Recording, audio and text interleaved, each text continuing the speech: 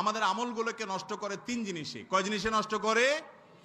তিন জিনিসে নষ্ট করে। ইমানও ঠিক আছে, সুন্নতে রাসূলের আলোকেও করছেন, তারপরেও আমল নষ্ট হতে পারে তিনটি কারণে। কয়টি কারণে? এক, সে আমলটা যদি হয় লোক দেখানো আমল। লোক দেখানো আমল মানে আপনি করলেন, উদ্দেশ্য হলো সবাই একটু দেখুক, এরপর আমার দিকে তাকাইলে আমার একটু শরীরে ভাবসাব আসবে, আমার একটু অবস্থা ভালো লাগবে, যে আমি কিছু একটা করেছি, নিজেকে একটা কিছু একটা ঘটাইছি এরকম মনে হবে। লোক দেখানোর মানসিকতা যদি থাকে, এক। নাম্বার দুই, লোক শোনানো। লোক শোনানো আর লোক দেখানোর মধ্যে পার্থক্য কি? লোক শোনানো হলো যে আপনি কোনো কিছু করার পর সেটা গল্প দিয়ে বেড়ান। আছে না নাই কিছু লোক বলে যে আমার দ্বিতীয় হজ থেকে আনা যায় নামাজটা নিয়ে আসো তো বাবা।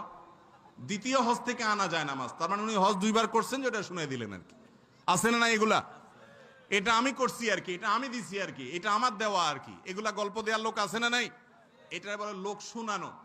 আমল নষ্ট হয় লোক দেখানো কাজ করলে, আর লোক শোনানো কাজ করলে। আর দুনিয়ার কোনো ধান্দায় যদি কোনো কাজ করেন, তাহলে দুনিয়ার ধান্দা হাসিল হতে পারে, আল্লাহর কাছে কোনো পুরস্কার পাওয়া যাবে। আপনারা সবাই একটা হাদিস হয়তো শুনেছেন, নবী সাল্লাল্লাহু আলাইহি সাল্লাম বলেছেন, তিন শ্রেণীর মানুষকে দিয়ে জাহান্নাম উদ্বোধন করা হবে। কয় শ্রেণীর মানুষ? তাদের মধ্যে এক নম্বর হলেন একজন আলেম, আরেকজন হলেন একজন দানবীর, আরেকজন হলেন একজন মুজাহিদ, আল্লাহর রাস্তায় যিনি জিহাদ করতে করতে জীবন বিলীন করে দিচ্ছে, শহীদ হয়ে গেছে। এই শহীদ এবং আল্লাহর রাস্তায় দান করে, সব জায়গায় দান করে এরকম দানবীর, এবং একজন আলেম কারি সাহেব, এই তিনজন ভালো মানুষ, যাদেরকে সবাই মনে করে মাশাআল্লাহ উনি তো দানবীর সাহেব, সবাই মনে করে উনি তো আলেম সাহেব, কারি সাহেব, সবাই মনে করে উনি তো আল্লাহর রাস্তায় জিহাদ করতে করতে জীবনে দিয়ে দিছে, শহীদ সাহেব। এই তিন সাহেবকে দিয়ে জাহান্নাম উদ্বোধন হবে। ভালো করে খুব শুনে রাখেন। কেন? কারণ আল্লাহ তাআলা একজনকে ডেকে বলবেন, তোমাকে এত লম্বা জীবন দিছি, অনেক পয়সা দিছি, ক্ষমতা দিছি, অনেক কিছু দিছি, কি করছো আমার জন্য বলো, কি ভালো কাজ নিয়ে আসছো? বলবে, আল্লাহ সারা জীবন ধরে মানুষকে ওয়াজ করছি, কোরআন তেলাওয়াত শুনাইছি, ভালো কাজ করছি, আমি ওয়াজ নসিহত করছি, আমি আলেম মানুষ, মানুষকে আল্লাহর পথে আহ্বান করছি, আল্লাহ আমি তো সব ভালো কাজ করে আসছি। আল্লাহ বলবেন, তুমি মিথ্যাবাদী, এগুলো সব করছো তুমি পয়সার ধান্দায়, এগুলো সব করছো মানুষের কাছ থেকে বাহবা পাওয়ার আশায়, তুমি আমাকে সন্তুষ্টির জন্য করো নাই, তোমার দুনিয়ার ধান্দা ছিল মূল, এগুলো ছিল গৌণ। তখন ওই ব্যক্তিকে জাহান্নামে আগে নিক্ষেপ করা হবে। দানবীরকে ডেকে বলবেন, কি করে আসছো?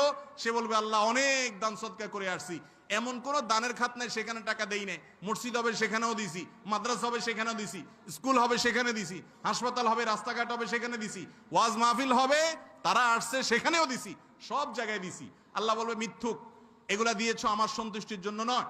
তুমি বলছো এগুলো আমার সন্তোষের জন্য দিয়েছো, এগুলো তুমি দিয়েছো এই জন্য যে তোমাকে সবাই নেতা সাহেব বলবে, তোমাকে সবাই দানবীর সাহেব বলবে, বলবে অমুকের ছেলে অমুকে দিছে, এই ভাবসাবের জন্য দিয়েছো। আমার সন্তোষের জন্য দিলে তুমি সেটা প্রদর্শনের ইচ্ছা রাখতা না, এই জন্য ওই ব্যক্তিকে জাহান্নামে ফেলা হবে। একইভাবে আল্লাহর রাস্তায় জিহাদ করে জীবন দিয়ে শহীদ হয়ে গেছে, ডেকে আল্লাহ বলবেন, কি নিয়ে আসছো? বলবে, আল্লাহ কি আর আনবো, গোটা জীবনটাই তো দিয়ে দিলাম আপনার রাস্তায়। আল্লাহ বলবেন, আমার রাস্তায় দাও নাই, তুমি লড়াই করেছো এই জন্য যে তুমি বীর হবে, বাহাদুরি দেখাবা, সবাই তোমাকে বাহবা দিবে, বাহবা দুনিয়াতে পেয়ে গেছো, আমার কাছে এখন আর সেটা পাওয়ার মতো কিছু নাই। এই জন্য আমল নষ্ট হয় তিন কারণে: লোক দেখানো, লোক শোনানো, এবং দুনিয়ার উদ্দেশ্যে কোনো ভালো কাজ করলে। এই জন্য আমাদের সমস্ত আমলকে যদি আমরা পিওর করতে চাই, ভেজাল মুক্ত করতে চাই, ইমান ঠিক আছে কিনা দেখবো, যাচাই করে, শিরক যেন না থাকে, সুন্নাত অনুযায়ী আমলটা করব, বেদাত অনুযায়ী করব না, মন গড়া পদ্ধতিতে করব না। তিন নম্বর হলো সে আমলটা লোক দেখানো, লোক শোনানো, দুনিয়ার ধান্দা যেন না হয়, শুধু আল্লাহর সন্তোষের জন্য হয়। এই তিন শর্ত থাকলে যে কোনো আমল, ছোট হোক আর বড় হোক, ইনশাআল্লাহ আল্লাহর কাছে কবুল হবে।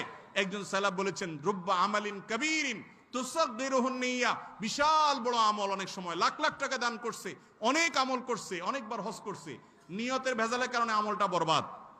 আবার এর বিপরীতে রুব্বা আমালিন সাগীরিন, কত আমল আছে ছোট আমল, তুকাব্বিরুহুন নিয়্যা, কিন্তু তার নিয়তটা হলো আমি কারোর কাছ থেকে কিছু চাই না, আমি মালিকের কাছ থেকে সওয়াব চাই।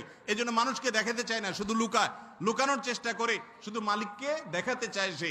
এই নিয়তটা খাঁটি এবং পিওর হওয়ার কারণে, ভালো হওয়ার কারণে আমলটা হয়তো ছোট, দানটা হয়তো ছোট, আল্লাহর কাছে এটার বিনিময় থাকে অনেক বড়। অতএব এত কষ্টের আমল, এগুলো সবগুলোকে যেন আমরা হেফাজত করে নিয়ে যেতে পারি, দুনিয়া থেকে যাওয়ার সময় যেন সব নিয়ে যেতে পারি, আমল নামা যেন সব যুক্ত হয়। আল্লাহ আমাকে, আপনাদেরকে, আমাদের সবাইকে আমল করার তৌফিক দান করুন। আমলগুলোকে হেফাজতকারী, আমলগুলোকে সংরক্ষণকারী, এই তিনটা শর্তকে, তিনটা কন্ডিশনকে, তিনটা বিষয়কে সবসময় মাথায় রেখে প্রতিটি ভালো কাজ করব। আল্লাহ তাআলা আমাদের সবাইকে বোঝা, উপলব্ধিতে আনা, আমলে আনা, এবং আমাদের সারা জীবন সেটাকে বাস্তবায়ন করতে থাকার তৌফিক সবাইকে দান করুন। হাদা ওয়া উসাল্লি ওয়া উসাল্লিমু আলা নবিয়িনা মুহাম্মদ ওয়া জাযাকুমুল্লাহু খায়রা।